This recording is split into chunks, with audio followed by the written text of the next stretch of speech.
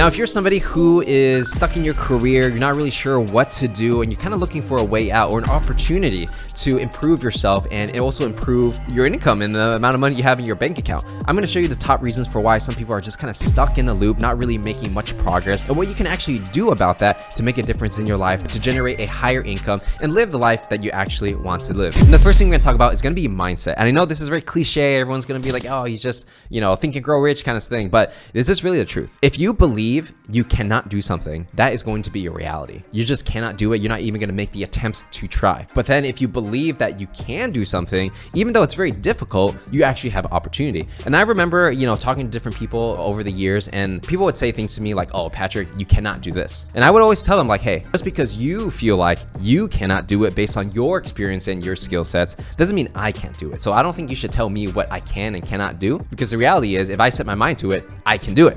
And yeah, maybe it's a lot harder. Maybe it's super difficult to do, and maybe it's near impossible, but you can't say I cannot do. So I can actually give you a specific example of how I was able to implement this mindset in order to generate a higher income, right? So as you guys might have known, or maybe you don't know, I'm very involved in the NFT space, the Web3 space. I have my own project, and I also advise and consult a lot of different clients in the space as well.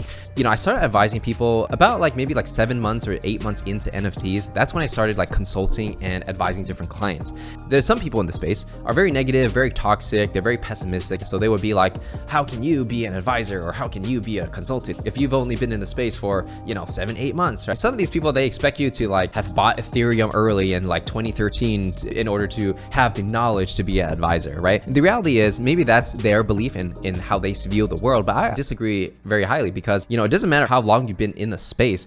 You can be in crypto or any other industry for 5 years, right? And if you don't really contribute, if you don't really make moves, or you don't really learn anything new, and you're just doing the same thing, or you're just hodling or just holding Bitcoin, then it's yeah, but you don't really have any skills to do anything. Just because you've been in the space for a long time doesn't mean you know what is good, what is bad, what is better. It's more about the work that you put in. So yeah, so at that time, even though I only had maybe 7-8 months of full-time experience in crypto, I've done a lot with that short period of time, right? That's just an example of not letting someone else's reality or someone's perception of reality influence me. Because if I think I can consult these clients and I think I can make a difference and increase their chances of success, I'm gonna do it, because that's a win-win situation for everybody, right? And I'm not gonna let someone put me down just because they have a different opinion based on their own experiences. Now, the next tip I have for you when it comes to generating higher income is working harder doesn't equate to more money.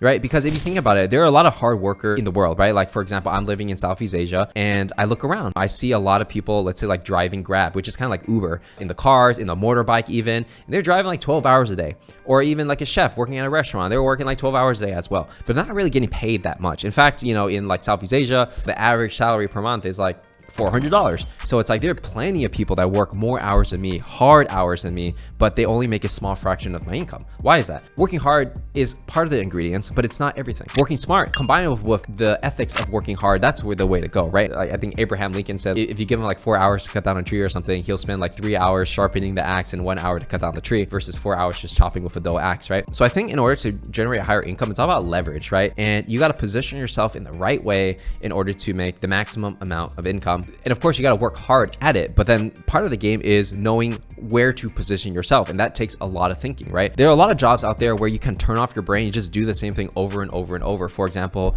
if you're a chef and someone just says all right, today you got to make a chicken, a beef, whatever, and you just close your eyes and you just do the thing, and then next thing you know, 12 hours has passed. That's hard work, but it's not very strategic, it's not very leveraged, it's just working. But if you leverage things like understanding technology, understanding how things scale, understanding how to work with people and have different synergies, right? For example, let's say if I'm making this YouTube video right now, I have to sit down here for 15 minutes and talk about whatever I'm talking about right now, right? Once I film the video and once I put it on YouTube, for the rest of time, as long as YouTube's still in business, people can watch it every single day. And in some way, whether it's ad revenue or through my course sales, I'm generating income by making that one video. So one video can literally keep printing money for me for the rest of my life. And that's because I understand the leverage of making content one time and having people watch it and consume it for the rest of the time. And that is a form of of leverage. And that's very strategic, right? Because if you think about me as a salesperson or teaching B2B sales, I could have took another route where, I could have done like corporate sales training, going to companies like Oracle and this and that, and physically going there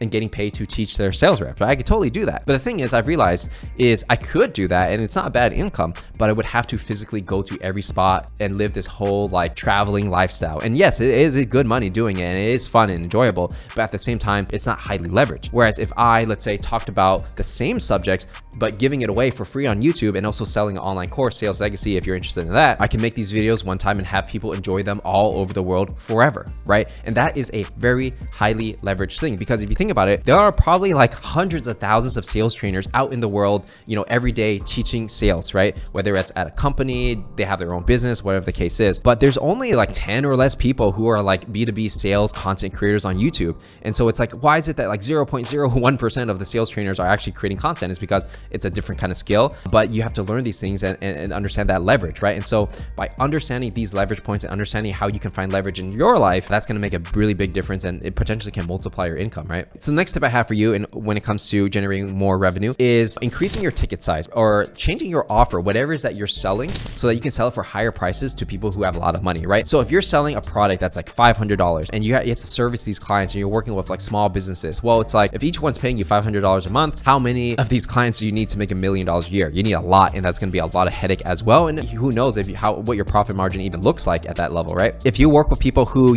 already have money and they have a budget, maybe they have $1 million budgets that they're just throwing money at everything, well, you can take advantage of that and offer a product or service that aligns with what they actually want. I've learned that it's very difficult to sell to people who have no money. You put in the same amount of work and you add a zero to the deal size, right? Literally a zero to the deal size, and you can sell it to a larger company and it'll be so much easier. There's no headaches. They don't worry about, like I don't have the money this month or whatever. It's like they have millions of dollars and they're going to buy whatever it is that you have, right? But especially when I got into the crypto industry, because these companies, they're VC backed, they have millions of dollars, maybe they sold an NFT, they have millions of dollars of funds. When they want to work with me and hire me to do advising, consulting, whatever the case is, budget isn't really like a big issue that we talked about, because I know they have the money. It's just finding the right price point that makes sense for both sides. Whereas if I sold, let's say, coaching to someone who was starting out their coaching business, well, what if that person literally has no money, right? Because they're just a one-man shop, right? And nothing wrong with that. Everyone's got to start somewhere. If you put in the same amount of work, but you sell to these companies that are multi-million-dollar businesses, it's just so much more easier to generate revenue. If you think about it, in order to increase your income, if you change the product or offer the service that you're selling, you align it with the problems that these companies have, and these companies are willing to spend the money to solve that problem,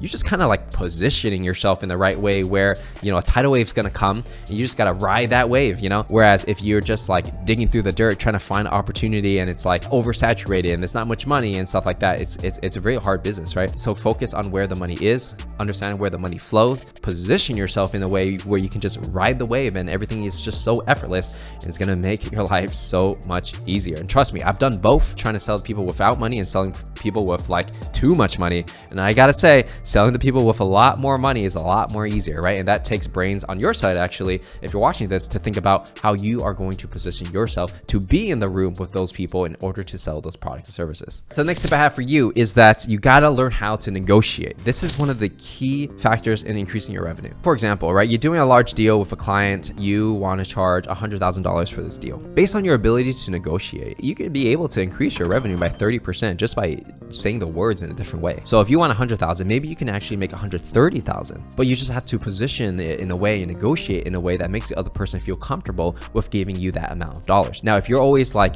afraid to negotiate, or you always lowball yourself, like let's say you want 100K, but you're like, oh my God, like I'm not sure if they want to work with me. What if they go with another person? So I'm going to charge 60 to undercut everyone. Yeah, maybe you'll get the client, but you're doing yourself a disservice because you're decreasing your revenue because your lack of confidence in yourself. So learning how to negotiate is one of the most powerful things, because for me, in my personal deals and that I do, I always negotiate about like 30% higher of what I actually want. Sometimes people just take it and great, I make 30% extra more revenue. Sometimes they have to negotiate and I go down, 120%, 110%, and then maybe I'll get to 100% of what I actually wanted, right? Depends on the deal, depends on how much money the other person has, and depends on how much money they're willing to give up, right? And so this whole dance of negotiation is like everyone's trying to get a good deal.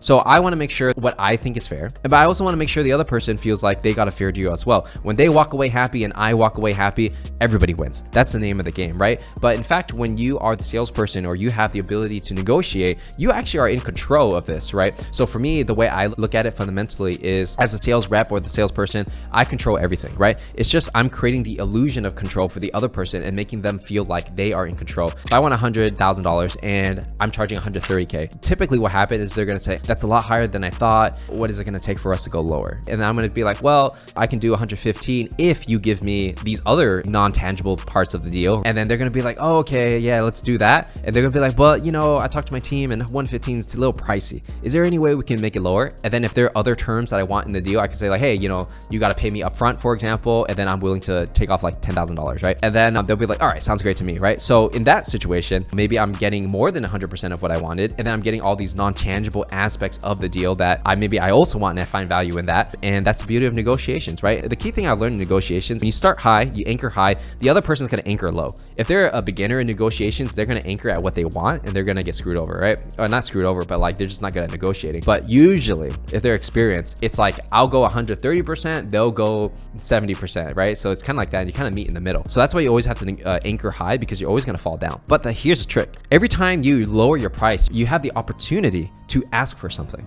And a lot of times you're going to ask for these non-tangible things that maybe you find value in. It could be like, hey, you know, if we're going to lower the fixed price, then you're going to have to give me a higher percentage for the next thing, or whatever the case is, right? So just know, anchor high. Every time you go lower, ask for something else, because that's going to help you a lot. Now, in the reverse situation, let's say they anchored low and you want them to increase price, then what's going to happen is that every time you increase their price, then you're gonna have to give something as well. So it's really all based on positioning. That's why I always recommend anchoring kind of like as high as you can without being disrespectful, which is like 30 or 40% usually of what you kind of want in the B2B context. And then just negotiate down from there. Then everyone meets in the middle, you shake hands, and the deal is done. So learning how to negotiate, that would literally increase your revenue by 30%, right? So if you're making 100K a year, there you go, that's 130, right? That's a big deal. And so with that said, those are gonna be some of my best tips when it comes to increasing your revenue. If you enjoy this, make sure to give this video a like, subscribe, turn on notifications, and if you want to master the skills of negotiations and sales and everything like that,